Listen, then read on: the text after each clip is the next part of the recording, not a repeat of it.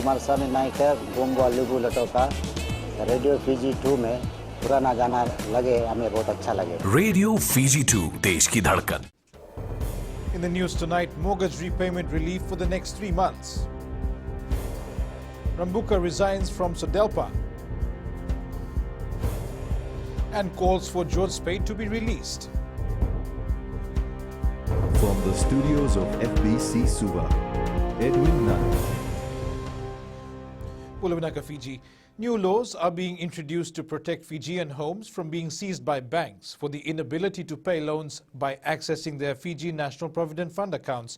The COVID-19 response home loan bill has been tabled in Parliament to be debated and voted upon on Friday.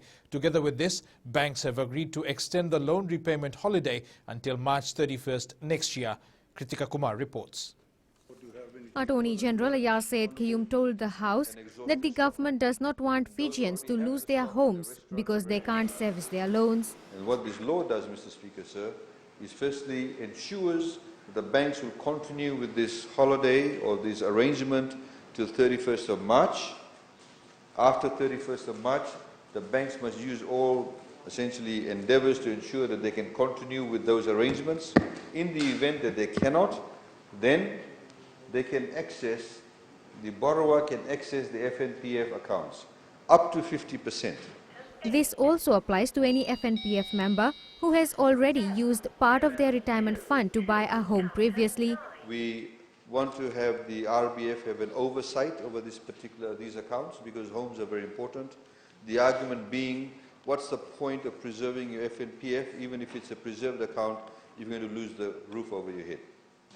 Said Kayum confirms the fund will have a charge over the homes, and if any property does end up being seized by a bank officer or lender, the FNPF will be paid back all monies. That amount of money from the sale must go back into the preserved account of FNPF. Because you could have a situation, a person has used the FNPF money now, it's okay for the next 2 years, and if they subsequently lose their home, they've lost their home and they've lost their FNPF preserved account. Said Kayum says he met with all banks and lending institutions 2 days ago, and they have all agreed to support the government in assisting affected Fijians. Kritika Kumar, FBC News. Former Social Democratic Liberal Party leader Sitiveni Rambuka has resigned from the party. New party leader William Ngavoka has confirmed receiving the resignation notice, saying they've always valued the contribution of Rambuka and wish him well for his future plans. When asked by FBC News if Rambuka's grievances not being answered could have been a reason for the move, Ngavoka only says there was a process always in place to look into that matter. Rambuka had raised a grievance about the selection of party leader, where he lost to Ngavoka.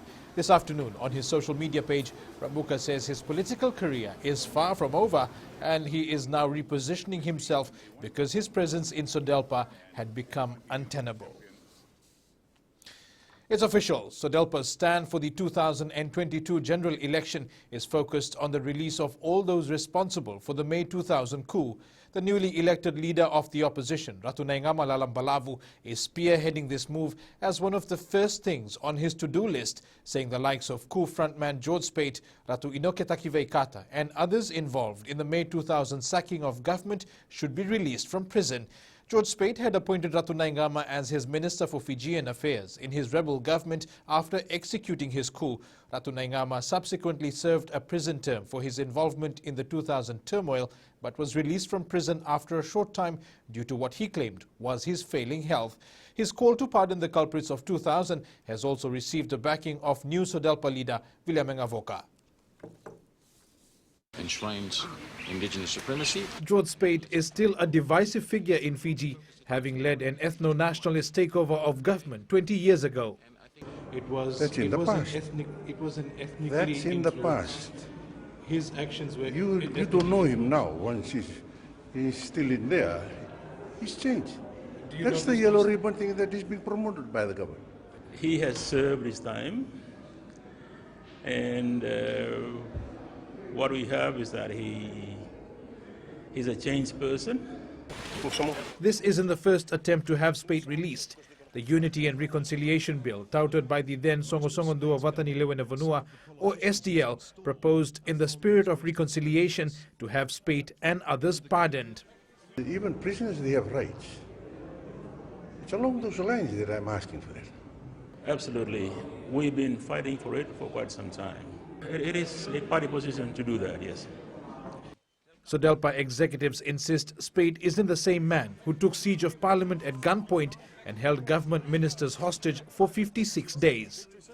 Your comment on that he's a changed person. You asked me if I know or not, but how do you know? I have been in prison. Have you been in prison? Trying going in, staying there. You'll come out as a changed person. George Spate had his death sentence commuted to life imprisonment after being found guilty of treason in 2002. Meanwhile, the National Federation Party has refused to take a public position on whether 2000 coup leader George Spate should be released from prison. Opposition leader Ratu Nenga Malambalavu has called for Spate and Ratu Inoketake Veikata to be released by the President via the Mercy Commission. FBC News asked NFP leader Professor Biman Prasad whether they support the release of Spate, who led the overthrow of the Fiji Labour Party coalition government. Our position is not on any individual. Our position is the establishment of the Mercy Commission, which was always there, it's part of the independent institutions. Social Democratic Liberal Party MP Micheli Mbulanauda has refused to clarify or justify allegations made in Parliament earlier in the week against the Prime Minister. In Parliament, Mbulanauda had accused Prime Minister Voreqe Bainimarama of killing people in Fiji.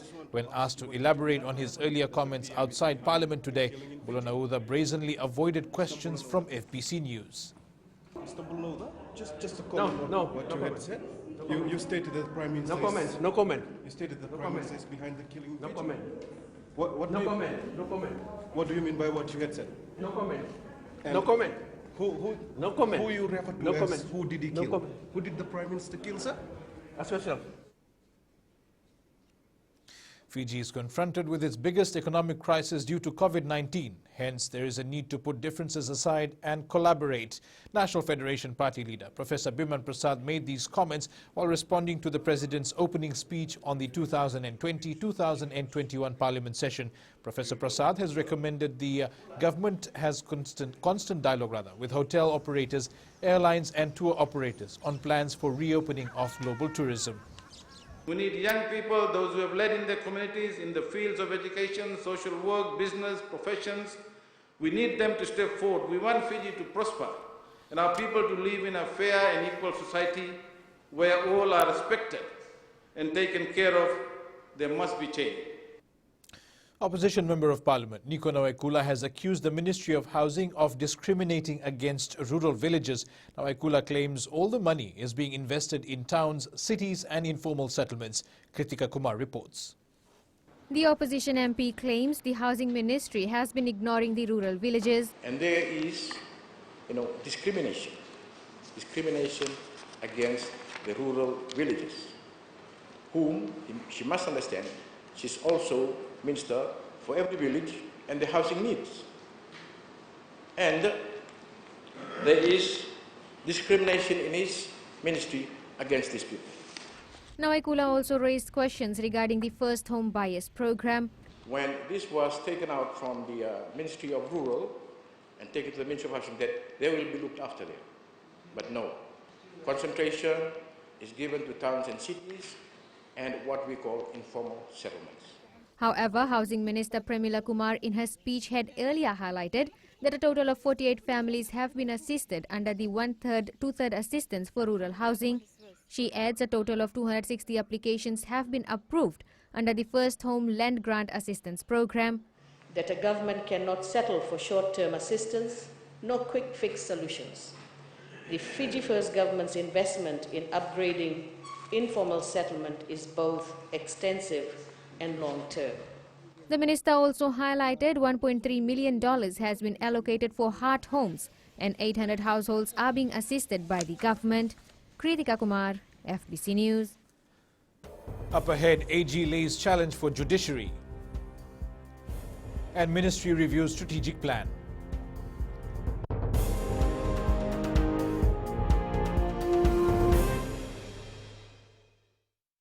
मैं तो दिल्ली में रहता हूँ और radio Fiji बहुत radio Fiji रोज सुनता हूँ. Radio Fiji 2 देश की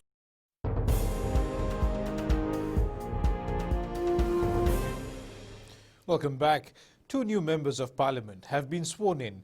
Fiji First candidate Virendra Lal and Social Democratic Liberal Party candidate Tanya Wanganika have taken their oaths in the House and now become elected MPs for their respective parties. Lal takes over from Vijendra Prakash, who resigned from the Fiji First government on Monday. Wanganika is a replacement for former leader of opposition and Sodelpa's MP Sitiveni Rampuka. Attorney General Ayaz Syed Qayyum has recommended that the Fijian Judiciary should consider establishing a separate branch that looks exclusively at corruption-related cases. Speaking during the International Anti-Corruption Day, Syed Qayyum highlighted that he has had discussions regarding this with the acting Chief Justice. Syed Qayyum adds there have been many cases where the court interpreted anti-corruption laws narrowly. Apanisa Wangairandovo reports. The Attorney General has challenged the judiciary to ensure we have a corruption-free Fiji, saying right now the court records reflect otherwise. And when those cases come before the courts, a person's status should not signal leniency. It does not matter who they are, it does not matter who their parents are or may have been, it does not matter what job they hold, what businesses they run or what title have been bestowed upon them. Corruption is corruption. He adds the blue and white collar crimes must be treated equally and should not squander the promise of the Fijian constitution. We need the courts fully enlisted in Fiji's quest to root out corruption, root out inequality and punish all those who break our laws. Fiji Independent Commission Against Corruption today launched a campaign called I Don't Accept Bribes that aims to root out bribery and corruption from all levels. Report to FICAC, report to police, take meaningful action to help the country to eradicate this corruption. The Attorney General believes if people with higher power get away with corruption, this will give signals to other people that these actions are condoned. He says the court must not use a person's status to be lenient with sentencing. Apinisong Gerdobu, FBC News. In an effort to drive the economy post-COVID-19, the Ministry of Rural and Maritime Development is reviewing its 5 to 10-year strategic plan. Assistant Minister Vijay Nath today told Parliament they are working with the United Nations Development Programme to complete the process. Kelly Vadala reports. Plans have been outlined to improve the livelihoods of Fijians in rural areas post-COVID-19. Mr. Speaker said the Ministry of Rural and Maritime Development will focus on 3 strategic priorities areas that links directly to the quest for economic recovery post-COVID-19, climate change and disaster preparedness, growing the rural and maritime economy, sustainable living standards and resilience communities, coordinations and facilitation of national disaster operations and disaster risk reduction, organization effectiveness, workforce development and good governance. Nath says they continue to support economic growth in maritime areas. The Ministry endeavours to improve livelihood through the investment of self-help projects and the construction of community access road, footpath and footbridges, improving accessibility to the communities. Assistant Health Minister Alex O'Connor says the health of all Fijians remain a priority. As we look to re-engage economically with the world, the health of every Fijian must sit at the heart of our recovery. The ministry will continue to empower people in the remote areas by improving infrastructure and accessibility. Kelly Vadala, FBC News. The president of the Flight Attendants Trade Union, Joe McGowan, says the annual general meeting in Lautoka today was the perfect opportunity to update members in person. More than 160 members attended the meeting where a range of issues were discussed. Felipe Naikaso has more. These former Fiji Airways flight attendants were updated on the next steps the union will be taking in relation to the current situation. We have quite a few members attend today, which is good. We made quorum easily, and I think that just points towards people taking an active interest in the union's activity so far. Since the mass termination, the majority of these former cabin crew have found other jobs. So we've sourced the catering from them, and stuff like one of the former flight attendants, he hires out sound systems. So the sound system we use today, we got it from him. There's a lot of members who are in great difficulty with regard to mortgages and payment of loans. And the institutions that have provided these have, to some extent, given them leeways. But the institutions themselves are in difficulty. The ongoing court tribunal between the union and Fiji Airways will also now be called in Lautoka next week. Philippe Naikaso, FBC News. Ginger farmers have called on financial institutions to review their loan requirements to attract young farmers. Speaking at the United Kingdom Trade Partnership Workshop, which aims to map out a national plan for the ginger industry, farmer Ifiremi Vasu highlighted that a number of issues that need to be addressed to help revamp the sector. Sanya Nimboila reports. Fiji is the 10th major ginger exporter, and farmers want financial packages and processes to take the industry forward. Review the loan requirements to attract youths, because the current requirements now, it doesn't fit, as Dave already mentioned. It doesn't really encourage the youth to do farming. Ginger is a very labor intensive. One of the issues is climate change going on now, and access to subsidized agro inputs and all that. South Pacific Business Development Manager Enrico Munoz assured these farmers that plans are in place to improve financial support. So I'm happy to know that FDB is very positive on that one, and we might be coming up with another partnership with FDB and SPBD, just focus on bridge financing for the baby ginger farmers sometime next year. The workshop aims to develop a growth strategy to revamp the baby ginger industry and help meet the current export demand. Sainia Nimboila, FBC News. And let's join Josiah now for tonight's business report. Thanks, Edwin. Coming up, exhibition to showcase interior designs. An extra supermarket to open third store. Stay with us.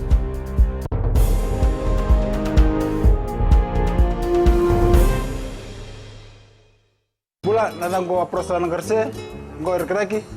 Do televisi ono barong na radio Fiji 1 nandomo ibit. Radio Fiji 1 nandomo ibit.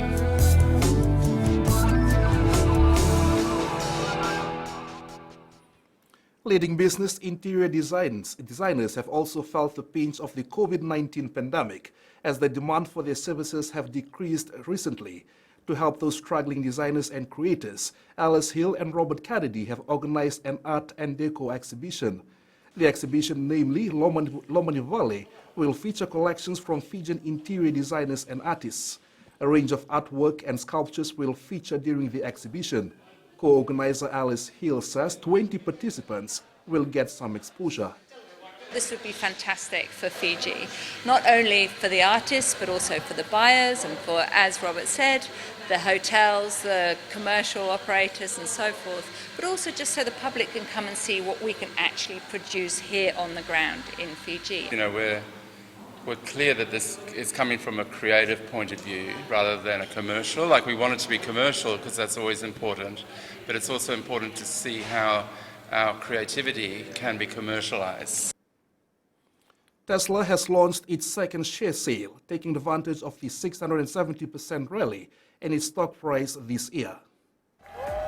Tesla unveiled a new $5 billion share sale on Tuesday. That's its second such move in just 3 months. The electric car pioneer is cashing in on a stellar rise in its share price this year. Tesla stock is up about 670% since January.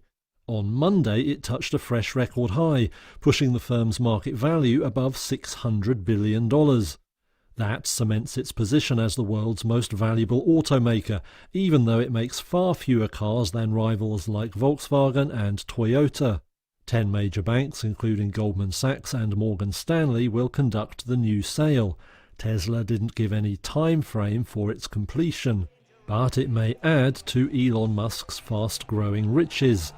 This year's stock rally has seen his net worth soar from $27 billion to $155 billion. That makes him the world's second richest person. Some market watchers, though, think that Tesla stock is a bubble and warn against adding it to the benchmark S&P 500 index at current levels. Analysts' median price target for the shares stands at $400, over $200 below the current price. We now join Sharon with the latest from the money market. Good evening. Asian shares rose to a record high and US stock futures gained as investors tracked positive news on COVID-19 vaccine and ongoing effort to launch more fiscal stimulus. The Dow Jones Industrial Average rose 0.35%, the S&P 500 gained 0.28% and the Nasdaq Composite added 0.5%. US policymakers continue to negotiate over additional stimulus to help offset the economic impact of the pandemic while pursuing a stopgap government funding bill. Other measures mostly held their ground. The euro and the antipodean currencies took a breather after long rallies. Traders are a bit cautious as they await the outcome of the ECB meeting tomorrow and the developments on the Brexit transition.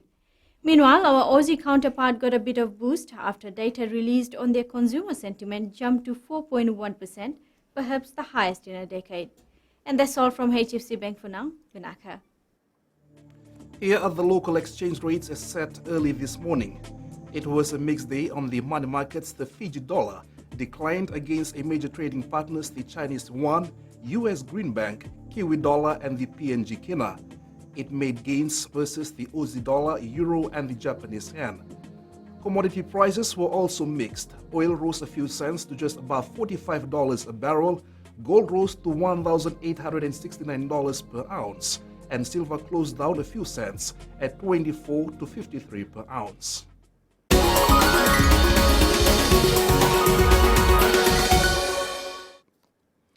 And in growing Fiji amid the COVID-19 pandemic, one of the major supermarket players in the Fijian market is set to open a new store which will provide employment to around 70 people.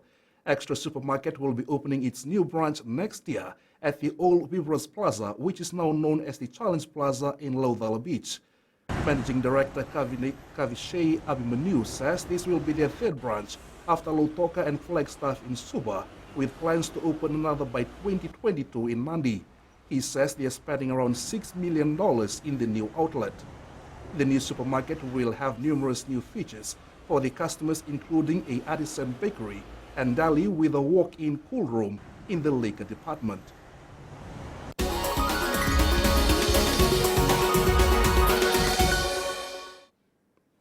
And that's all from Business Tonight, and now we join Jamie with the latest from sports. And good evening in sports tonight. Youngsters impress Rewa Lui. And police retain Sukuna Bowl football title. This and more after the break.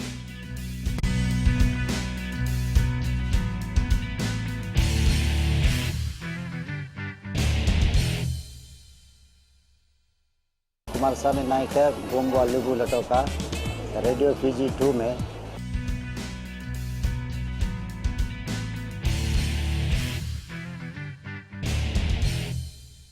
Former Flying Fijians Lock and Fiji Rugby Union High Performance Manager Simon Rewa Lui is excited about Fiji's journey to the next World Cup. Rewa Lui says the Flying Fijians' win against Georgia over the weekend highlighted the young talent in the squad. Akuladama has more. The former Flying Fijians captain picked Mesulame Kunavula as one of the standout performers, and he believes the flanker has a big future. It was great to see Mesu come in, one of the pathways through the sevens, through the high performance, graduating to the Flying 15s. It's been frustrating a couple of years for him developing in Edinburgh, maybe not as many minutes as he has wanted, but he's shown that he's grown in the last couple of years. Rewa Lui also has high hopes for Lock Temo Maya Navanua, who has the potential to play in the next 2 World Cups.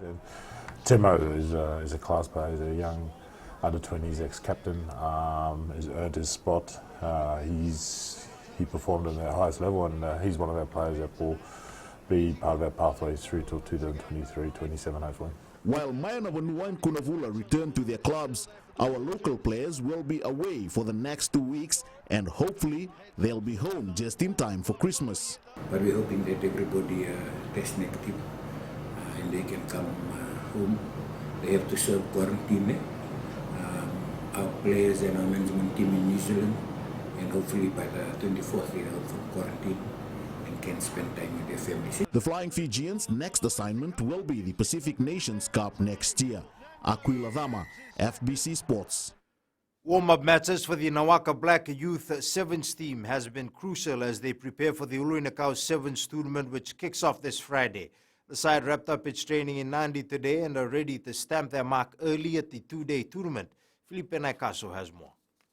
A perfect start and being consistent is what the Nawaka Black Youth Sevens team is aiming for, especially during the first day. Every team's aim is to become number one. That's to be the winner of every tournament. That is also the team's aim this time. We want to go there and win, but we will try our best. 2 warm-up games last week also gave the coach an opportunity to look at areas they will need to work on before game day. The warm-up we had, we built our combination. We saw our fitness, and it was a good game. We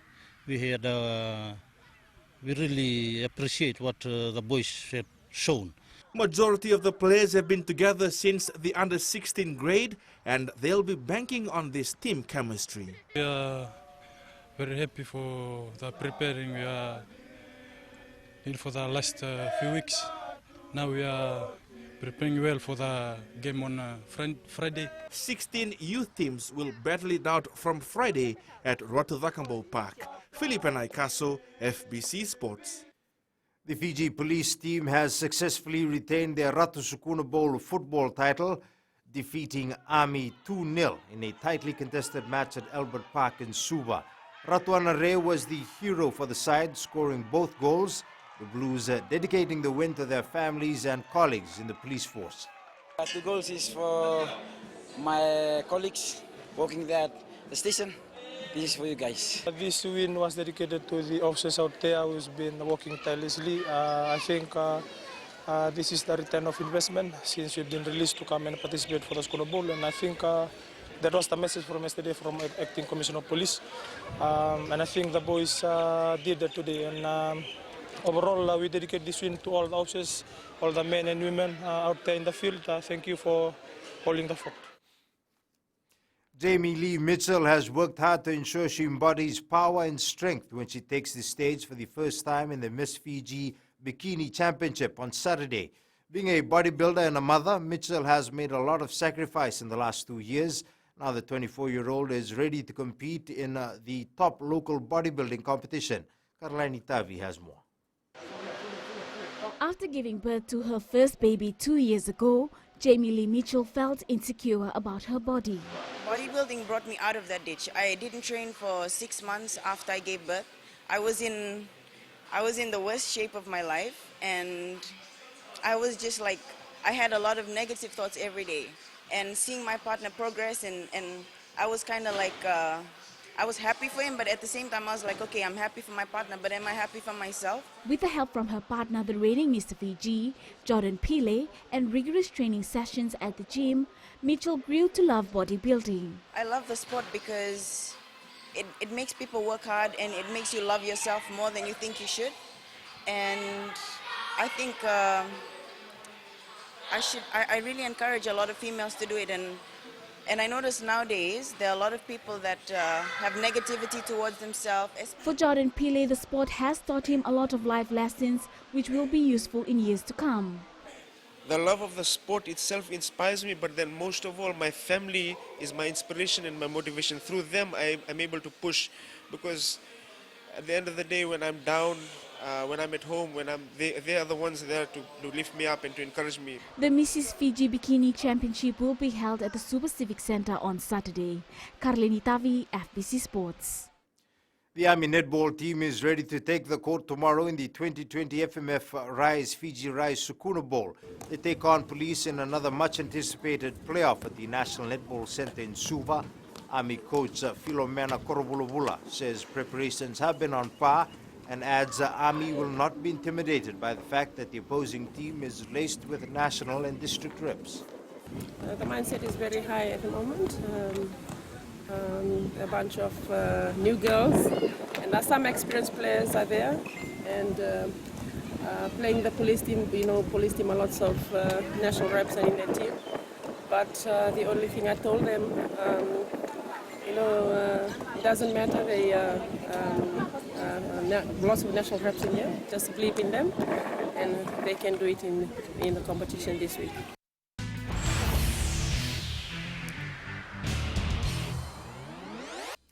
In our play of the day, we head to the last T20 match between Australia and India. Aussie paceman Daniel Sams looked to have spilled a routine outfield catch, but remarkably snaffled his own fumble to spell the end of Shikhar Dhawan's innings. Here it is.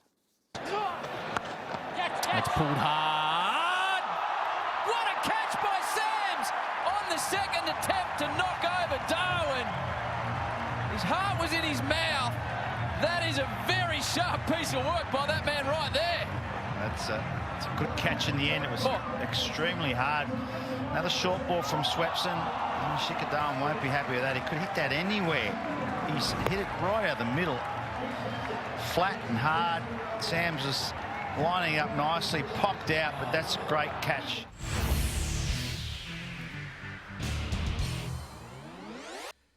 That's it from Sports Tonight. In new media, Apple has unveiled its new AirPods Max, aiming to boost sales during the holiday period. This and more coming up.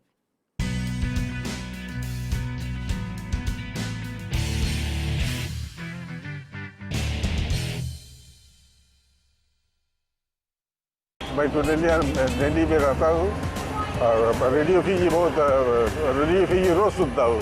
Radio Fiji 2 देश की धड़कन.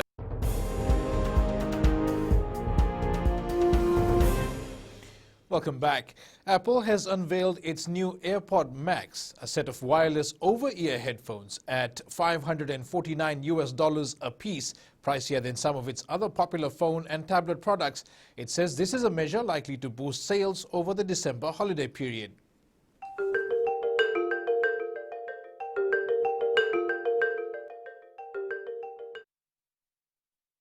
Apple on Tuesday unveiled over-the-ear headphones that cost $549, pricier than its entry-level iPhones, iPads, or watches. The new AirPods Max could boost the company's sales over the holiday season.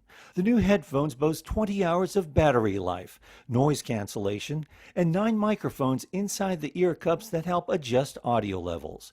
They're capable of delivering higher quality audio than in-ear devices because they seal around the ear. The AirPods Max, which ship next Tuesday, will compete with high-end headphones such as Bose's noise-canceling 700 units that sell for $340 with holiday discounts. Prices for Apple's in-ear headphones will remain the same. AirPods at $159 and AirPods Pro at $249. The launch of the AirPods Max comes amid rising sales for Apple's accessories, just as revenues from its flagship iPhones have been falling. Apple also said it'll launch its $10 per month fitness subscription service next Monday. Shares of exercise equipment maker Peloton, which also offers virtual fitness classes, initially fell on that news before turning higher.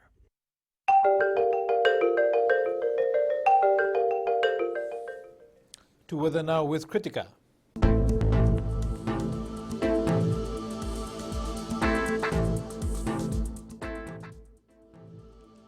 Sun, rain and clouds were the order of the day in most parts of the country today. A trough of low pressure lies just to the north of Fiji, bringing rain. Looking at the weather around the country. In the west, a mixture of sun and clouds with a thunderstorm this afternoon. Eastwards from Peck Harbour to Suva, breezy this morning, otherwise mostly cloudy and humid. Soaking showers were experienced late in the afternoon. And up north, mostly cloudy conditions prevailed. At sea, moderate to fresh easterly winds, rough to very rough seas. For the tides, the next high tide is at 1:48 tomorrow morning, followed by low tide at 8:11 a.m. Sunrise at 5:23 a.m. For tomorrow, occasional rain and isolated thunderstorms over Yasawa and Mamanusa Group, Vanuatu with the Viuni and nearby smaller islands. Isolated heavy falls likely. Elsewhere, cloudy periods with some showers and possible isolated thunderstorms. As for the temperatures, it will remain in their low 30s. And looking further, much of the rain and cloudy weather to continue. That's the weather for now, and it's back to Edwin.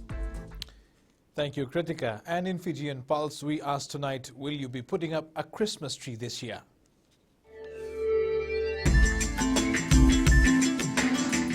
I will be putting Christmas tree this year because it's Christmas. We're a multicultural country and we celebrate all religion as one. I will be putting up a Christmas tree this Christmas so I can enjoy with my family and have a small lovo so we can enjoy Christmas this year. We will be celebrating Christmas. We celebrate Christmas every year. So it doesn't mean that this year it is not good for everyone in our country, in the world, because of this pandemic crisis. So we'll be still celebrating Christmas. We are not happy, but we will celebrate Christmas with family with a small Christmas tree. China and Nepal have finally agreed on how tall Mount Everest is, and it turns out the world's highest peak is even taller than thought. Not by much, though. More in the world of the weird and the wonderful. Mount Everest is even taller than was previously thought. That's according to Nepal and China, whose governments say they've finally settled a long-running dispute over the height of the world's tallest peak, which straddles their shared border. Of Mount Chumulama Sagmata. At issue for Beijing and Kathmandu was whether to include the summit's snow cap. Nepal traditionally used the estimate made by the Survey of India in 1954, and that included snow, while Beijing had sent an expedition that measured the mountain in 2005 at nearly 4 meters lower than that estimate, without counting the snow. So last year Nepal sent its first team of surveyors, followed by China again this year. And at last, they've agreed. 3, 2, 1. Please press the crystal ball.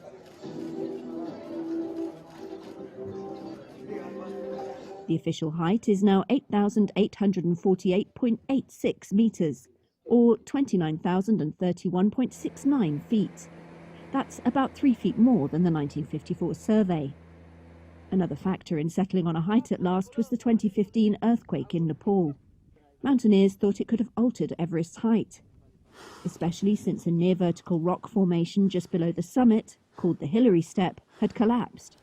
Despite the tiny adjustment, some are already saying they look forward to scaling Everest's new heights. Recapping the main stories, mortgage repayment relief for next 3 months. Rambuka resigns from Sodelpa and release George Spade, says Sodelpa. For these stories and others, you can tune in daily to our sister radio station Gold FM and to our poll question. This week we are asking, do you think Sitiveni Rambuka will form a new party for the next general election? Visit our FBC News website to answer. And on to our shot of the day, the old Rewa Bridge, which served Fijians for 60 years before it was deemed unsafe for travel, sent in by Nawal Prasad.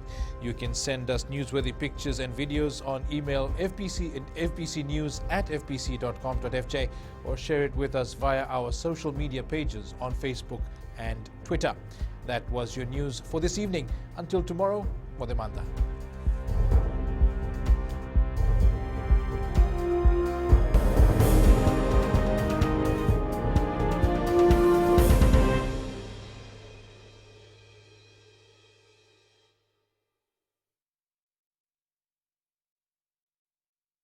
Kumar Swami Nayak गोमवा लुगु Lautoka radio Fiji 2 में पुराना गाना लगे हमें बहुत अच्छा लगे। रेडियो फीजी 2 देश की धड़कन।